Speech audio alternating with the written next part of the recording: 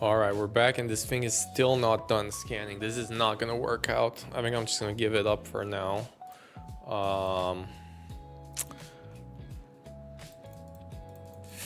Yeah. Like, why is it searching for my whole ENV? Can I just... Wait, maybe I need to exclude it like Gemini said. Let me try one more thing, I guess. Yeah, the nuclear option for speed. Like, I'm just gonna do this then. Ignore. Yes, can I see if base pyrite is accidentally treating my virtual environment? This is what I want. The most common reason ignores or screw. We need to look at her roots. Yeah, okay, so everything, like, this is a disaster because I see, I mean, I can't even see anything here, but it definitely looks like it's treating everything as, if the paths are mixed up, you can force. This tells analyzers exactly where your border is.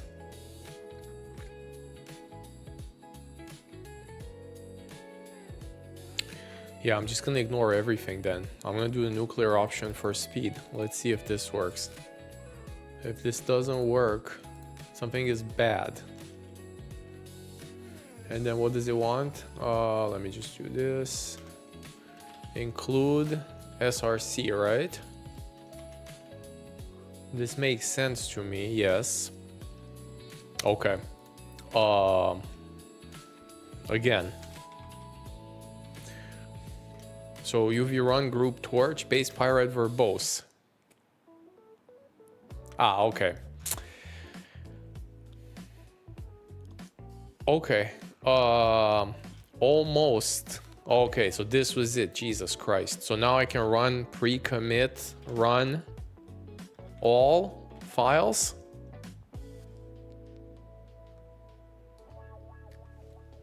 I can. So now, oh no, Siona is doing this. Oh no, Siona passed. Okay. The nuclear option worked. Damn it.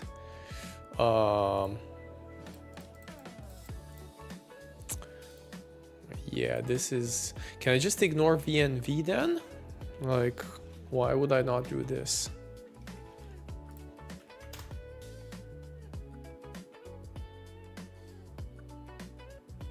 Yeah, I can. Okay, so I just have to fix 9 errors. But my question is now...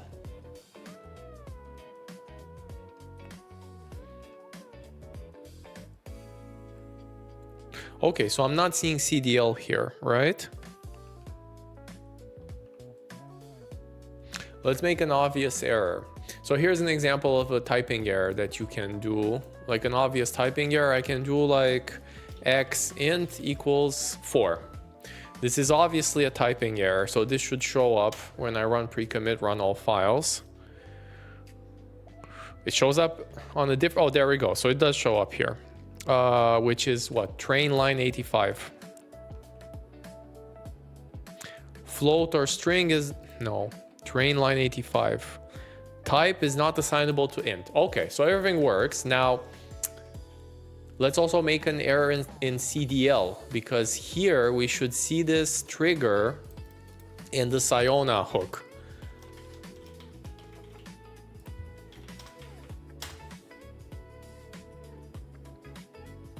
So 9 errors in Torch. Ah, this is the problem. Why don't I see it in Siona then? Okay, this is almost right. Oh, come on. So why doesn't this...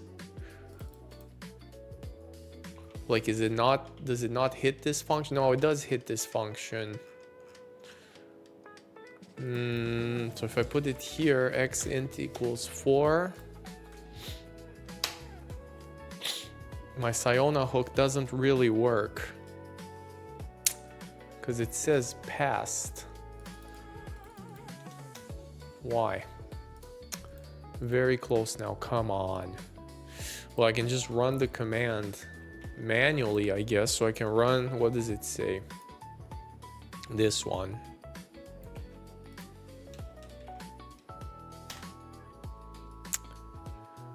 But it doesn't check anything. This is the problem. Search paths, src, no source files found. Okay, the final bug to fix. So finally, okay, the nuclear exclude works for now. The final issue is that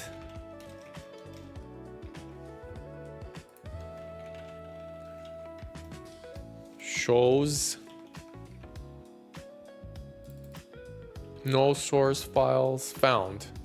Actually, let me paste everything to Gemini. Okay, this is it. Finally, we can move on.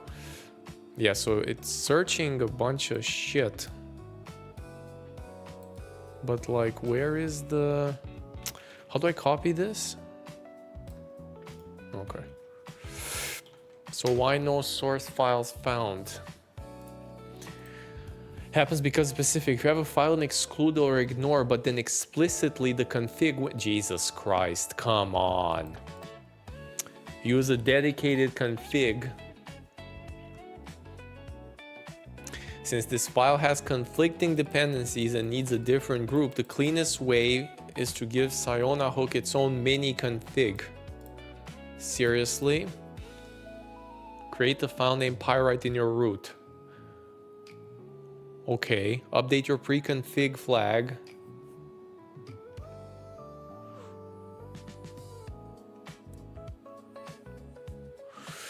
Okay, I don't dislike this as much, Jesus Christ though, but still. So, we need a new file, pyrite config Siona, which reads all this stuff.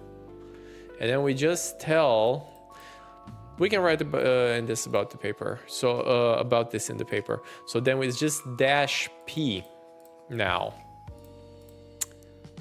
I see. Dash p. And what is it called? Pyrite config.siona.json. Interesting. Okay.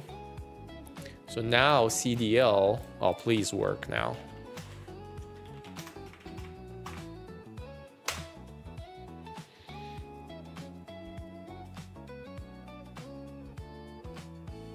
It does work. Wow. Okay. Woo! Finally. Okay. So this was pretty bad. Where is my... Oh, here it is. So this is the error I induced. Okay. All right. And we can actually finally run pre-commit now. Okay. So now we have to fix the errors. Finally. Okay. So these are actual errors, right? Oh, look, for example... Okay, so let me clean this up. So git status, git add PyProject UV lock. What did I change in models? Mimo models. Oh yeah, we deprecated. Well, actually, you know what? We did not need to deprecate accelerate then. I'm tempted to leave it back now. Let's leave it back, yes. Staged.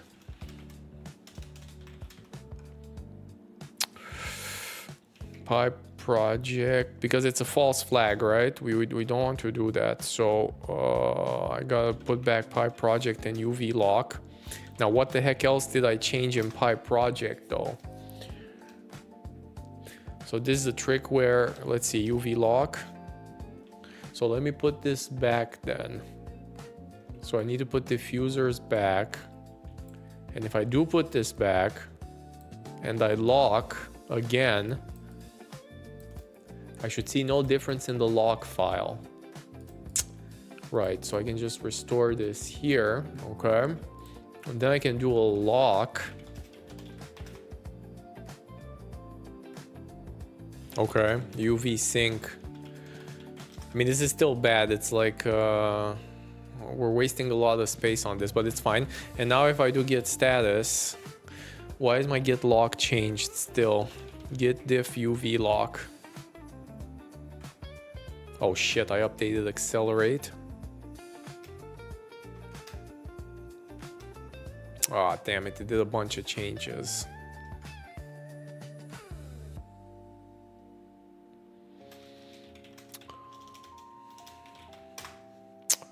Here's the litmus test. Does my train still work? Because I really don't care if my train still works, as long as my train still works, right?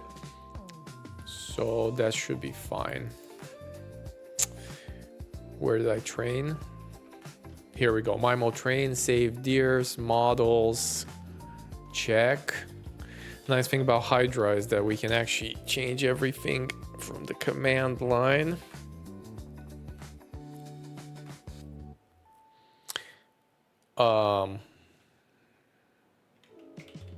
I forgot to say, my bad, UV run. I have to put the group back now, group torch. It's not that easy. There we go.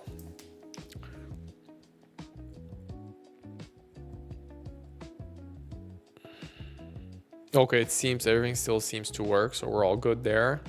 Training works as intended. Good. All right, so we did a tiny update by accident, but it's fine. So git add py project uv lock, git add pre-commit. We need to add this new pyrite config file, I guess. And what else did we change? Oh, models. I don't want the changes in models, right? Yeah, because these are all deletions of the thing, but I want to keep it. So git restore src mimo models. Okay, so git commit -m,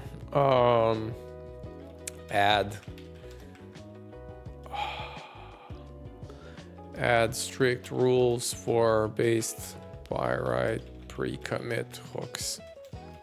So now I can finally call. Okay, there's a bunch of stuff here. Now, of course, I'm going to get a ton of errors, which I have to fix now. But this is the point. Okay, so did it change my thing here? Yes, it did. So git add pyrite config. So git commit, no verify. We're going to bypass this. Okay, so now we only have one task left to do. Just pre-commit, run all files. We need to fix all the pre-commit errors, because now it's picking up some real 20 errors that we have to fix, which some of them are ignorable. So for example, mimo.data, line 17. Okay, so now we can finally get to clean coding. CDL model, it doesn't know what it's coming from, right? So a group data set type of type string. So then we can just force cast this to a string.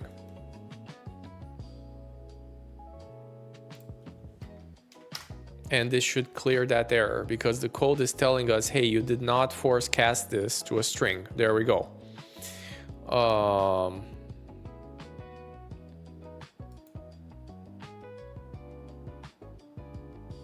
Actually, this is a good question though. Wait a second. This is maybe a real error. So wait. Check this out, because there is a trickery here. So if I train with this, so now we're finally fixing. This is where typing is useful, because this, I think this is a real mistake here. These are not integers. I remember this from yesterday. Okay, so we'll finally fix a real mistake. So what's happening here is that if I look at config now, there we go. So config CDL model, shit. This is not a string at all, even though channel config wants a string here. So now that I see this, what the heck is this even? How do I get the string out of this? Because I have a data set. So is it just str of f CDL model? No. What? So how do I access values in HDF5 dataset?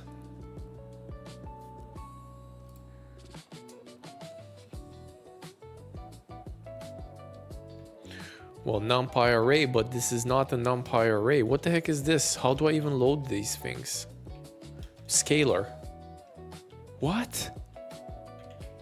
NumPy as array?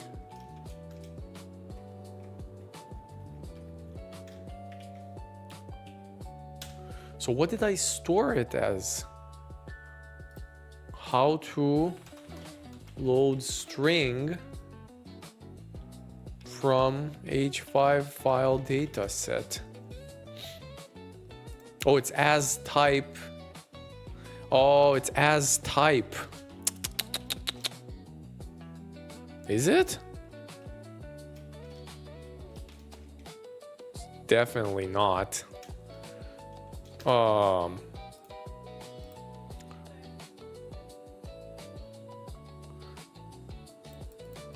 Shit, I should have put it like D type, H5 string D type.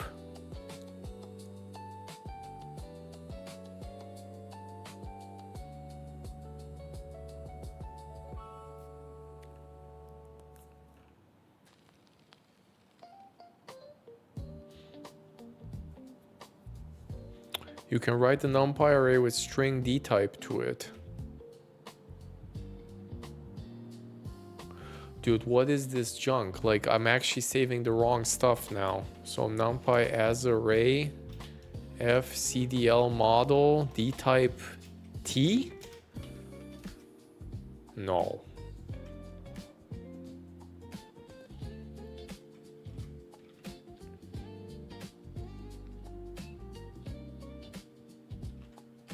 D type str? Squeeze? 0? No.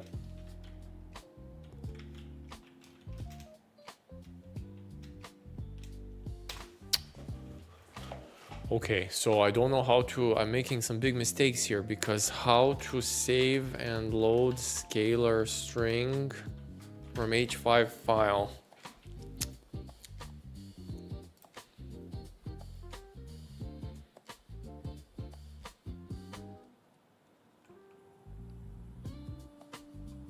So how do I load it back?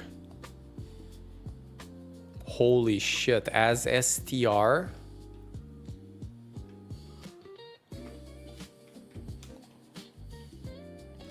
So f_cdl model as str. Nope. Like, what is all this stuff? Oh my god.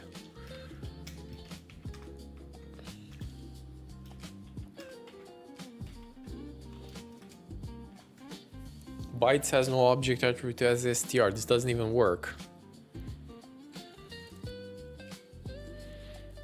As str.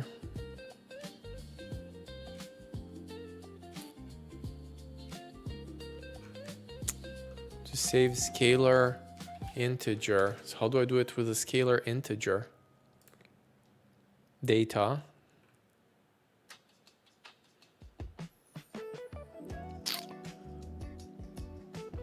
Python integers and NumPy scalars directly.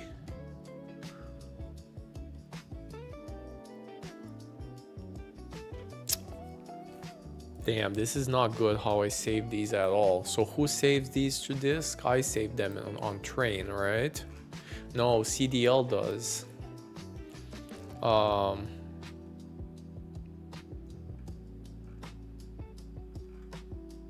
Here we go. So I mean, this is fine. Create data set. So is this different for int then? What about numRx?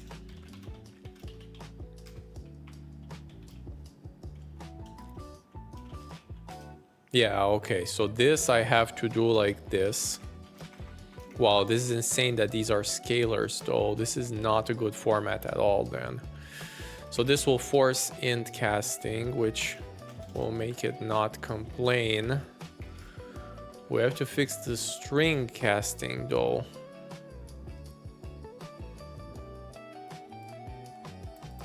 So can I just take like str? Nope, I cannot take the str. Dot encode. Decode.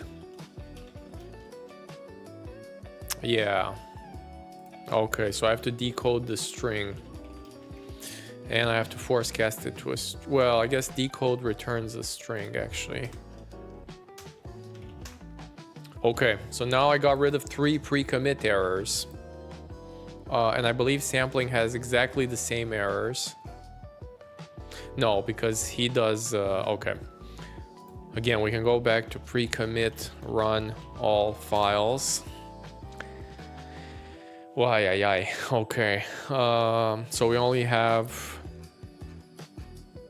Well, now we have more errors. Yeah, we did worse now. Get item not defined on data type.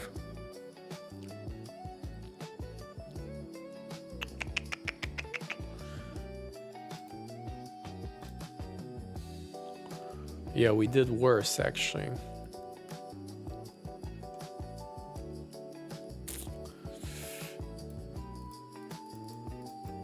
Yeah, I mean, conceptually this is pretty bad code because we're saving a mysterious file to disk and we have no information on what types are in it. So there's an implicit convention here. Now, the cheap way is to just type ignore this. This should quiet some errors. I don't think these are... well, we have to ignore all the lines separately, actually. These are not fixable that easy because... actually, they're not fixable at all. Without the schema, we can't save arbitrary stuff to disk. Okay, so let's leave this for now. What other errors do we have? But at least we actually fixed this. This is why typing is still helpful. Okay, so now we have some errors in losses, and it complains about line 8. Oh, I see. This is wrongly annotated. So this is a tuple of tensors. Very good catch, right? It's not a single tensor. So it's a tuple of 2 tensors. So this is the correct annotation. Let's see how many errors did we fix now. Okay, we're making our way. 16 more left. We have an error in models. Line 8. Error. UNet 2D model is not exported from diffusers. This is diffuser's fault. This is not our fault, okay? So we can ignore the all import private usage. I know this trick here. Report, we can set this to false because there's some modules are bad. So diffuser's fault, it's diffuser's fault because they did not expose that in their API. Even though the import obviously works, because if I click it here, it takes me there. Okay, other errors. We're getting there. 15. Models line 20. Tuple of int.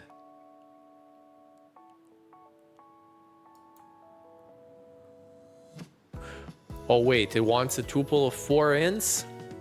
Like this, right? We need to tell it exactly what it is. Is it? Yes. Okay, 14 left. Models 55. So this is very informative now for a developer because they can only look at this and, oh, I have to pass exactly 4 ints. Yeah, so all the tuples need to be... I guess this can be int then too. We can, let's see if we nailed one. Anticipated. 14 errors left. No. That one does not yell because of missing. I'm confused though. Wait, does tuple of int not work generically? Huh? Wait. There's maybe some trickery here. So what's the problem here?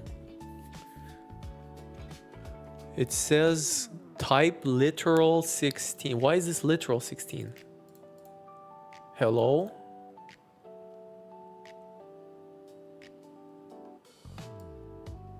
Why?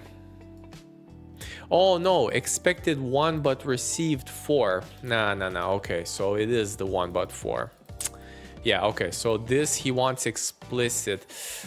Oh, I see, because anytime it locks it down to this. Okay, this is kind of a fake error. Sometimes these type checkers are not, they're not the best. They're a bit too strict, but anyways, that's fine. 55. What does he want here? Forward. Aha, forward overrides in an incompatible manner. This is a big problem because when you override the method, you're supposed to respect it. So it's warning us that we did something bad here. So what is the forward of UNet? There we go. So we're not respecting the union contract on the output, which I believe is the only change. Yes. So it should be a union. Oh shit, but I need to actually return a union. Ugh, I need to form a UNet to the output. Okay, fine. So I'll form a UNet to the output with output equals output. I just need to import this though now. Where do I import this from? It's from the same file. UNet to the output. It is not from the same file. God damn it. It's from diffusers. I have to go all the way now. Dot models dot unets import. Do I have it here at least? I do not have it here. Dot UNet 2D. Okay, here. And tuple is the more modern tuple. 14 errors. Let's see if this introduced more. Sometimes it does, in which case we may drop this. Yes, it did introduce a new error now because line 66. No overloads for get item. So we get a union. Argument of type literal sample can be some of the key of slice any. Let's see, does it want dot sample? I believe so.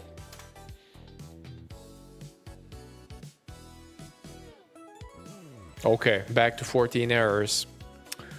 Cannot access attribute for class tuple.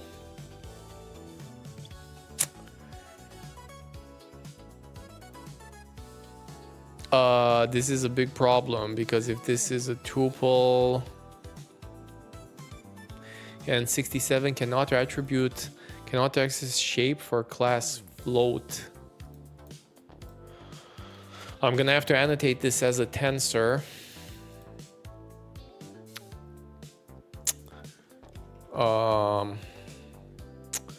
Hang on, I'm trying to nail some of these as much as I can, but I'm gonna give up at some point because these are, honestly, these are all no parameter named output.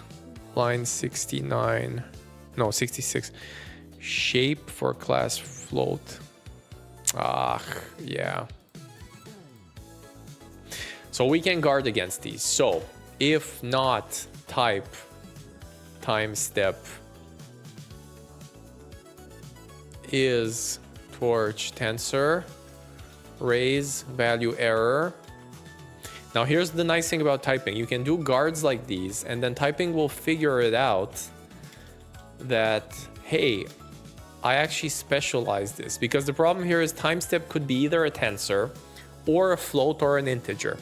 When I write time step.shape here, it's not going to work on floats or integers. Okay, so wrapper method only supports tensor time steps.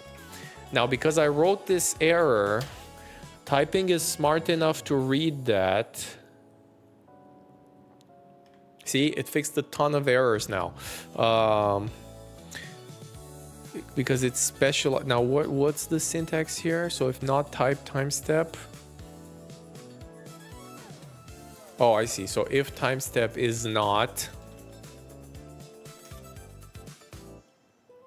Okay, fine. So if not is instance time step torch tensor. There we go. So now we magically fixed 3 errors because we specialize time step.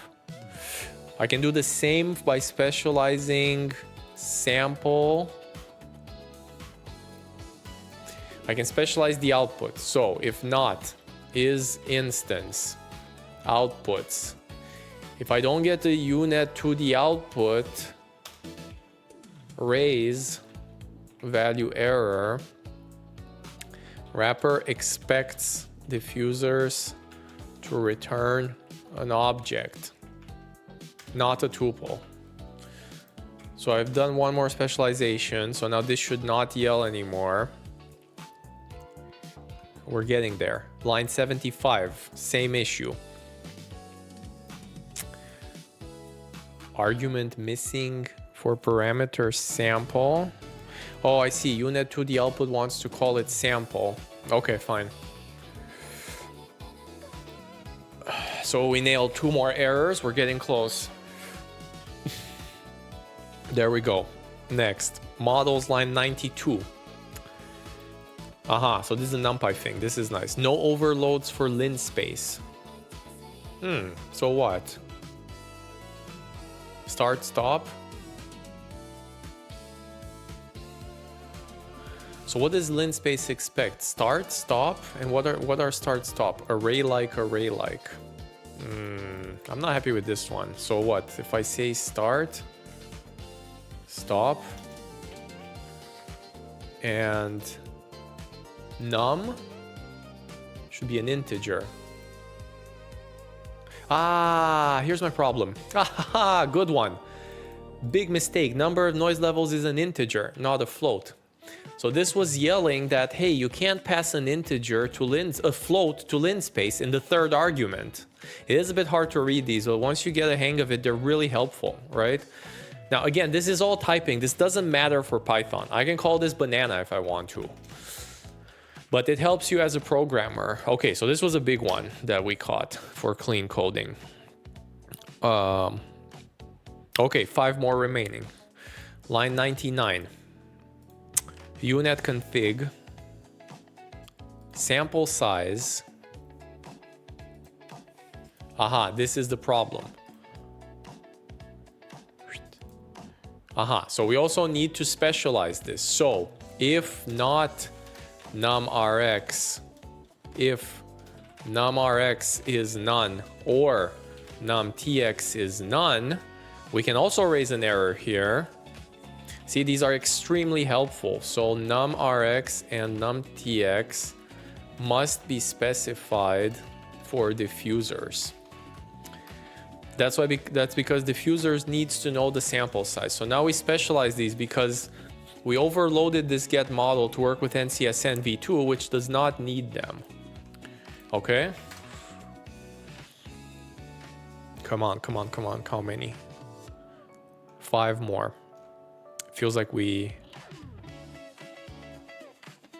Aha, this is the tuple int error. Very good. So we need to tell it wants 2. There we go. We saw this earlier, but it was masked by the other error. 4 more. We're done. Sampling now. Line 161. What does it want here? Aha, some omega conf. Okay, so I need to annotate this. I know what this is because an arbitrary config comes out, but that's not good.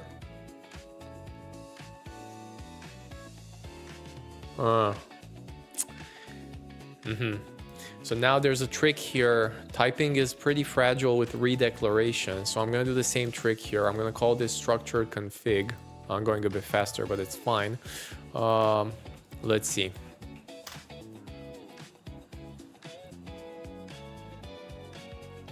Okay, 4 more errors. 161. Oh no, shit, we're back here. So error. Type dict key is not assignable to something config. This is exactly the same error as in... I think we have to ignore this. So type, I know this one. It's because omega conf cannot guarantee that... Okay, so in some rare cases like this, when you have like... This is still omega conf's fault. It's not our developer fault, but it's because they can't guarantee the output of this toObject function. It could be one of many things. It could also be none, unfortunately. And then you can't... I guess you could annotate this, but then it ruins your downstream annotation because we really need this. So if I don't put this here, this is fine, but I need my code to know it comes out like this because then all my other functions depend on it. So then the typing works, okay? So we're gonna ignore those two. We should be down to 2 errors now. In the torch branch, we have some Siona stuff. 2 more. Mimo sampling, 217. What does it want here? Alpha 0. Oh, I see. Alpha 0 is a float or a string.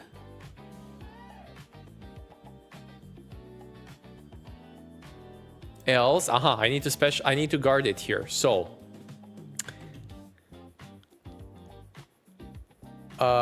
here's the trickery here. Alpha 0 can either be a string or a float, but if it's a string, it only has to be auto. So if is instance alpha 0 str and not alpha 0 auto, then we have a problem. Raise value error. If alpha 0 is a string, it must be auto. Let's see, is the checker smart enough to catch on this, or do we need to move this at runtime? It is not smart enough. We can leave this here, but unfortunately we have to duplicate code now. Okay, I'm gonna leave it here, but the problem is my type checker is not smart enough to infer it. It's a bit more complicated, but so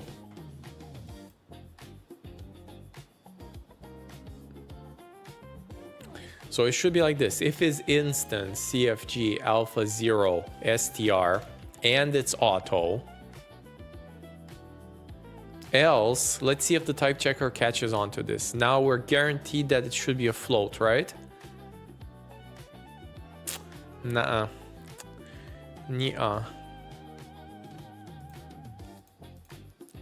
CFG.alpha 0. Where does the int come from? I'm sorry. Why does it tell me about int also?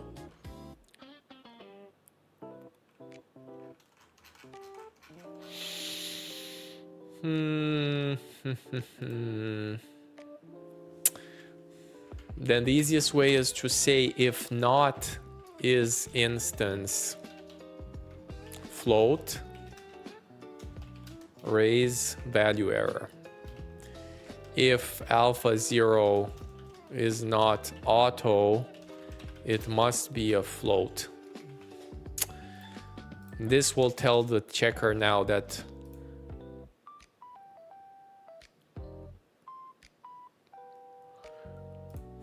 interesting.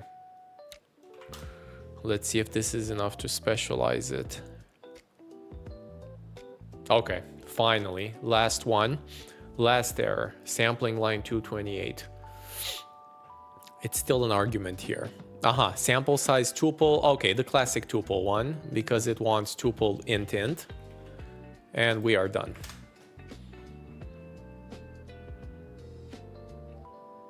Holy shit, we fixed all the typing. Okay, 7 more errors now on the CDL branch. Now to make my life easier, I'm gonna have to install the Siona group. So thanks to UV, I can just do UV sync group with Siona because I want to have the package locally. Did I not sync with Siona? Oh, interesting. I guess I did. Okay. So now I'm gonna run again, pre-commit run all, and all the errors are in CDL. And I have 7 errors to fix. I forgot. UV is gonna change my environment now. Okay, this is a bit slow, but it's not as bad as before. Okay, 7 errors, come on. Line 43. Now these are a bit nasty because Siona is a bad package and TensorFlow is bad and evil. Oh, I see. This is my bad. So you can't annotate. This is easy. This is an easy one. Because actually I learned this morning that to annotate NumPy, you're supposed to use this special NPT module, not NumPy array. So to inform a type checker, you're supposed to use npt.nd, what is it called? Yeah, nd array, and then it also takes as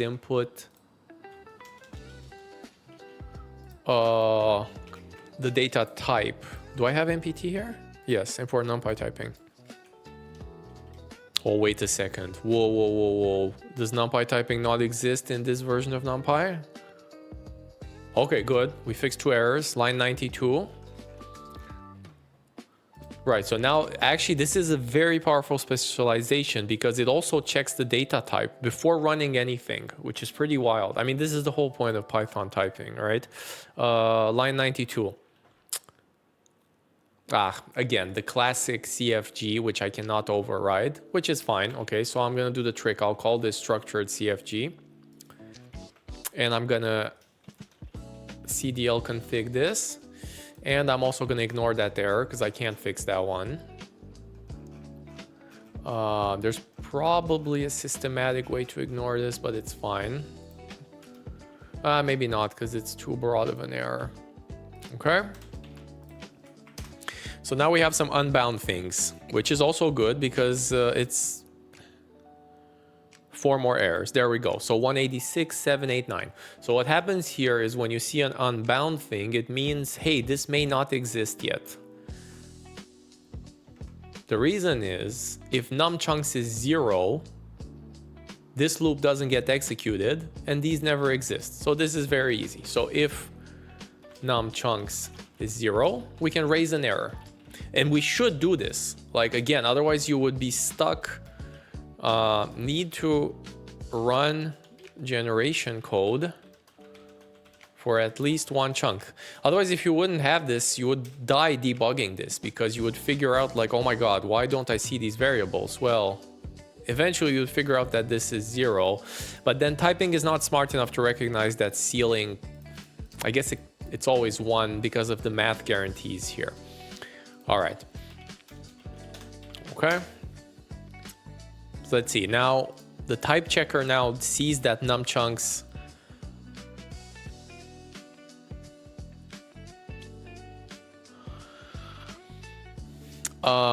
interesting. So the type checker is still not smart enough.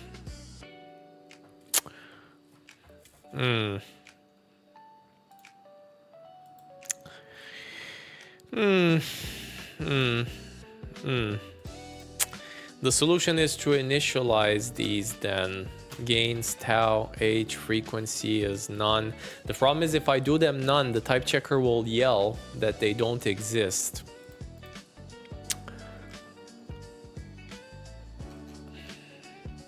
So we can do this. This is how you solve this. So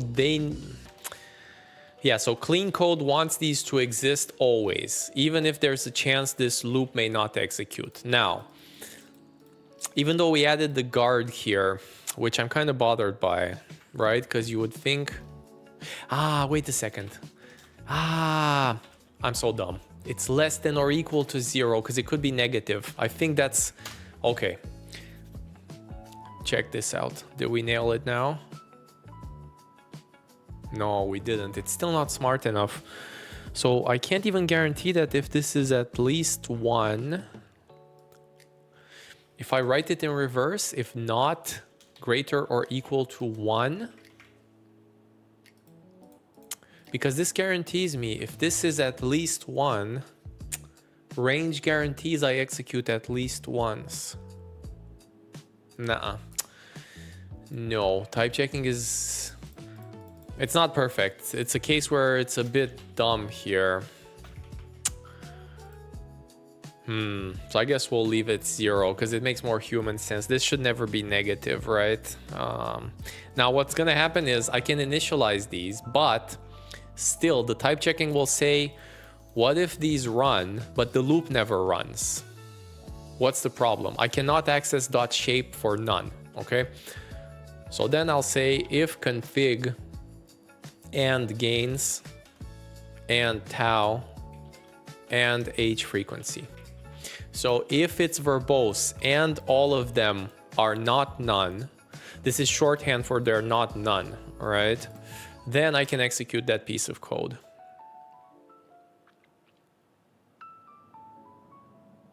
Okay, and we're done for good, okay? That's it. So we're done with type checking. So this was an exercise on how to write clean code. And this is really, really helpful, right? A bunch of runtime checks, not too much code overhead, but everybody's happy now. So we're actually done now. Okay, so git add py project, mimo.cdl, mimo. Oh shit, I'm just gonna add everything, I guess, right?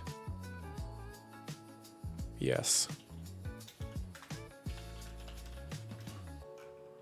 Yep, git commit, fix all type checking errors. We fixed as many as we could. Some of them, I mean, of course you can ignore everything. You can just add hundreds of ignores, but that's not how it's supposed to work, obviously. There we go.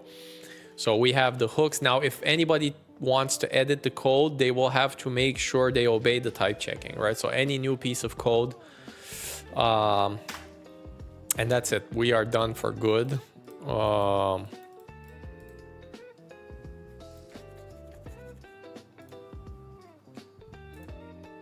Let me run a quick training to see that. So if we run a train quick and then a sampling quick, everything should be good.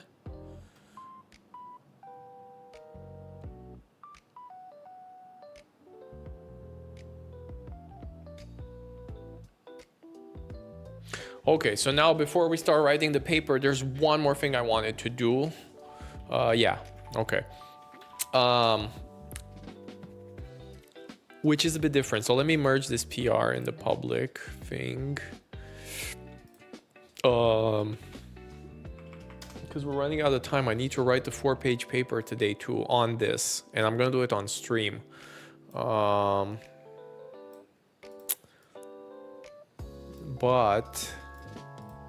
so we can finally merge the giant ass omega conf and whatever pyrite PR. A lot of changes here, including a custom. Yeah, we should definitely write all this in the paper. Like, this was very valuable what we learned now.